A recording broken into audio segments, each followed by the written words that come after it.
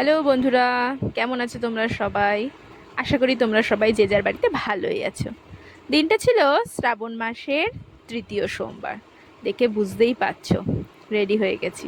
হ্যাঁ, বাবার থানে যাব বলে। এটা একটা অন্য জায়গায় যাচ্ছি।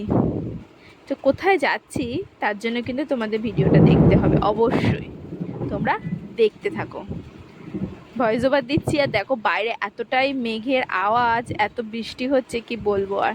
যাই হোক, জানো তো আমাদের এদিকে না এরম জমি জায়গা কিছুই নেই, তাই গ্রামের রাস্তা দিয়ে যখন যাচ্ছিলাম সেটা যেন একটা অন্যরকম, একটা অপূর্ব যেন আলাদা ফিলিংস ছিল গ্রামের রাস্তা দিয়ে যাওয়াটা।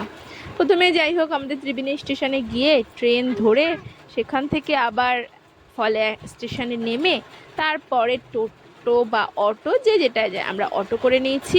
এবারে সেখান থেকে এবার কিন্তু তোমরা অনেকে অনেকে বুঝতেই পারছো আমি কোথায় যাচ্ছি।